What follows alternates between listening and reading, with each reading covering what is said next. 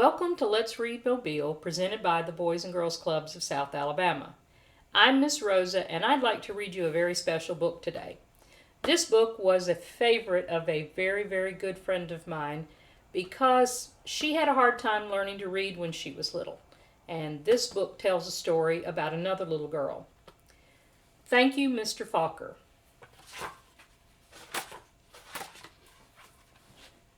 The grandpa held the jar of honey so that all the family could see, then dipped a ladle into it and drizzled honey on the cover of a small book. The little girl had just turned 5. "Stand up, little one," he cooed. "I did this for your mother, your uncles, your older brother, and now you."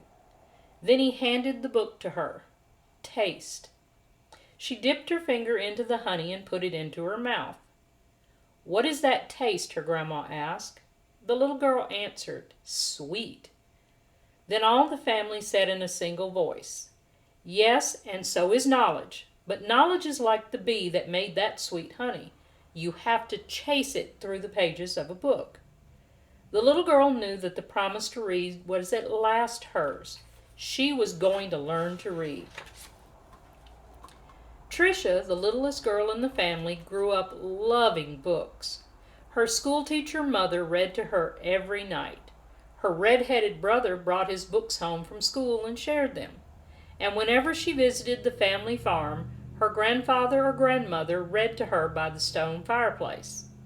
When she turned 5 and went to kindergarten, most of all she hoped to read.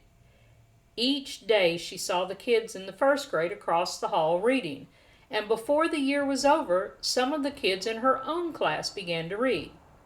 Not Patricia. Still, she loved being at school because she could draw. The other kids would crowd around her and watch her do her magic with the crayons. "In first grade, you'll learn to read," her brother said. In first grade, Patricia sat in a circle with the other kids. They were all holding Our Neighborhood, their first reader, sounding out letters and words. They said oi, boy, and ook, look. The teacher smiled at them when they put all the sounds together and got a word right. But when Tricia looked at a page, all she saw were wiggling shapes, and when she tried to sound out the words, the other kids laughed at her. "Tricia, what are you looking at in that book?" they'd say. "I'm reading," she'd say back to them. But her teacher would move on to the next person. Always, when it was her turn to read, her teacher had to help her with every single word. And while the other kids moved up into the second reader and third reader, she stayed alone in Our Neighborhood. Tricia began to feel different. She began to feel dumb. The harder words got for the little girl, the more and more time she spent drawing. How she loved to draw. Or just sitting and dreaming. Or when she could, going for walks with her grandmother. One summer day, she and her grandma were walking together in the small woods behind their farm. It was twilight. The air was sweet and warm. Fireflies were just coming up from the grasses. As they walked, Tricia said, "Grandma, do you think I'm different?" "Of course," her grandmother answered. "To be different is the miracle of life. You see all those little fireflies? Every one is different." "Do you think I'm smart?" Tricia didn't feel smart. Her grandma hugged her. "You are the smartest, quickest, dearest little thing ever." Right then, the little girl felt safe in her grandma's arms. Reading didn't matter so much. Tricia's grandma used to say that the stars were holes in the sky. They were the light of heaven coming from the other side. And she used to say that someday she would be on the other side where the light comes from. One evening they lay on the grass together and counted the lights from heaven. "You know," her grandma said, "all of us will go there someday. Hang on to the grass or you'll lift right off the ground and there you'll be." They laughed and both hung on to the grass. But it was not long after that night. Her grandma must have let go of the grass because she went to where the lights were on the other side. And not long after that, Tricia's grandpa let go of the grass too. School seemed harder and harder now. Reading was just plain torture. When Sue Ellen read her page, or Tommy Bob read their pages, they read so easily that Tricia would watch the top of their heads to see if something was happening to their heads that wasn't happening to hers. And numbers were the hardest of all to read. She never added anything right. Line the numbers up before you add them, the teacher would say. But when Tricia tried, the numbers looked like a stack of blocks, wobbly and ready to fall. She just knew she was dumb. Then one day her mother announced that she had gotten a teaching job in California, a long way from the family farm in Michigan. Even though her grandma and grandpa were gone, the little girl didn't want to move. Maybe, though, the teachers and kids in her new school wouldn't know how dumb she was. She and her mother and brother moved across the country in a two-tone 1949 Plymouth. It took 5 days. But at the new school, it was the same. When she tried to read, she stumbled over words. The cat ran. She was reading like a baby in the 3rd grade. And when her teacher read along with them and called on Tricia for an answer, she gave the wrong answer every time. "Hey, dummy," a boy called out to her on the playground. "How come you're so dumb?" Other kids stood near him and they laughed. Tricia could feel the tears burning in her eyes. How she longed to go back to her grandparents' farm in Michigan. Now Tricia wanted to go to school less and less. "I have a sore throat," she'd say to her mother, or "I have a stomach ache." She dreamed more and more and drew more and more, and she hated school. Then, when Tricia started 5th grade, the school was all abuzz. There was a new teacher. He was tall and elegant. Everybody loved his striped coat and slick gray pants.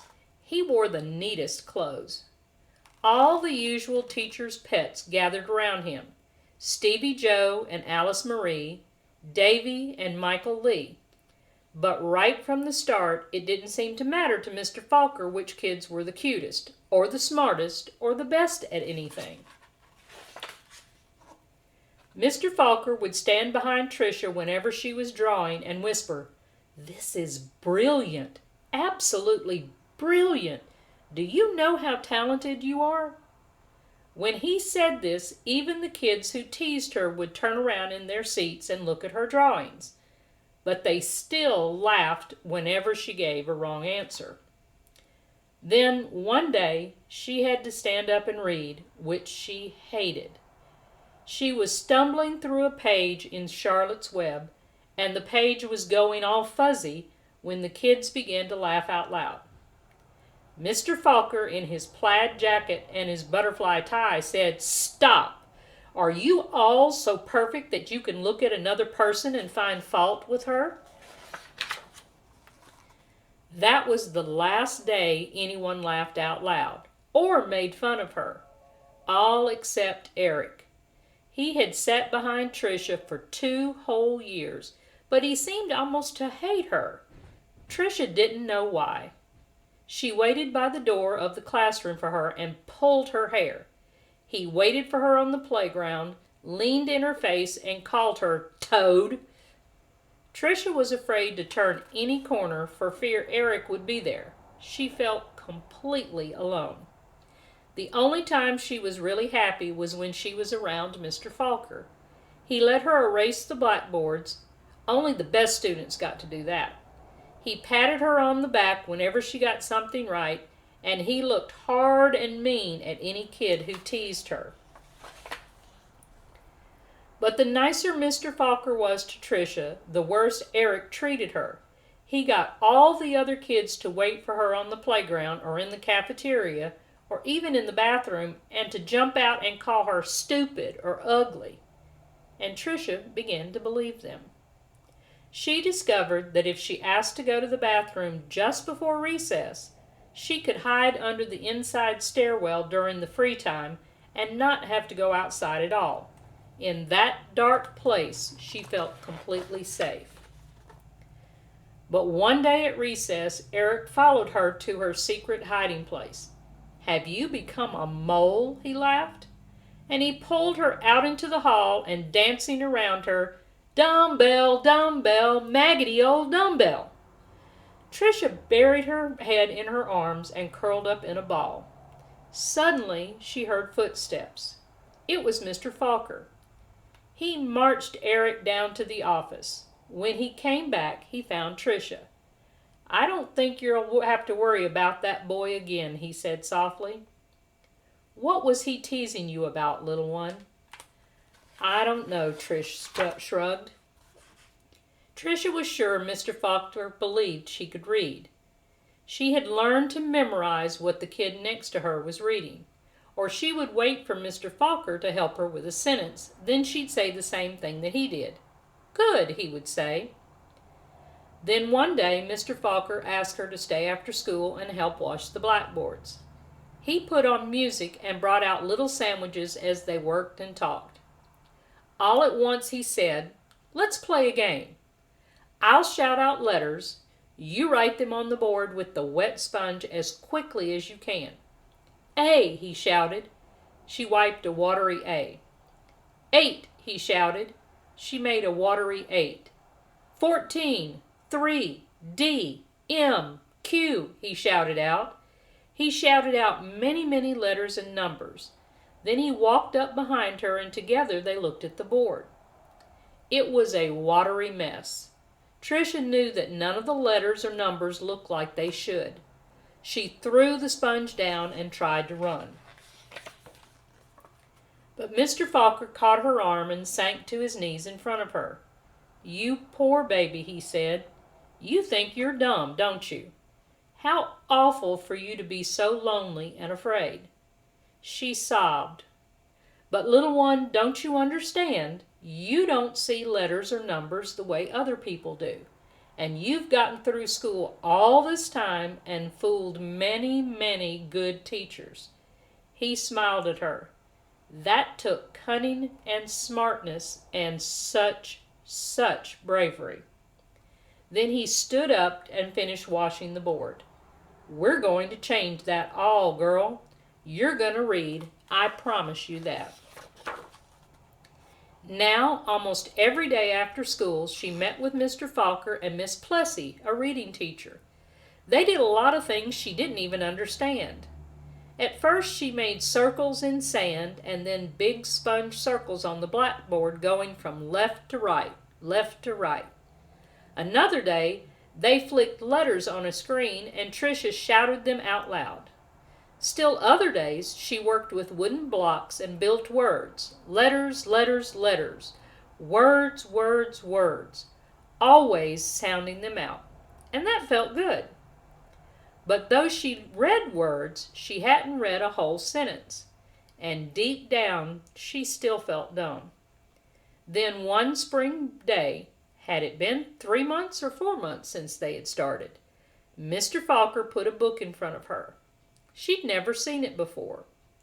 He picked a paragraph in the middle of a page and pointed at it.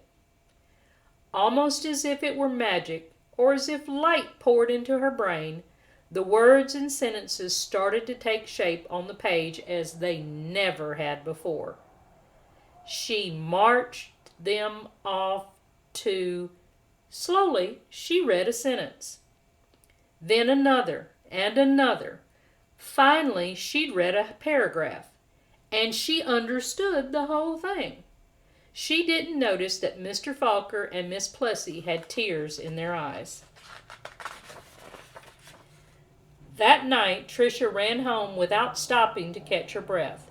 She bounded up the front steps, threw open her front door, and ran through the dining room to the kitchen. She climbed up on the cupboard and grabbed a jar of honey. Then she went into the living room and found the book on a shelf, the very book that Grandpa had shown her so many years ago. She spooned honey on the cover and tasted the sweetness and said to herself, "The honey is sweet, and so is knowledge. But knowledge is like the bee who made the honey. It has to be chased through the pages of a book." Then she held the book, Honey et al., close to her chest. She could feel tears roll down her cheeks, but they weren't tears of sadness. She was happy, so very happy. The rest of the year became an odyssey of discovery and adventure for the little girl. She learned to love school. I know that because that little girl was me, Patricia Polacco. I saw Mr. Falker again some 30 years later at a wedding. I walked up to him and introduced myself. At first, he had difficulty placing me. Then I told him who I was and how he had changed my life so many years ago. He hugged me and asked me what I did for a living. "Why, Mr. Falker," I answered, "I make books for children." "Thank you, Mr. Falker. Thank you." Thank you for joining us today. Don't forget to watch BGC Live. Until next time, let's read, Mobile.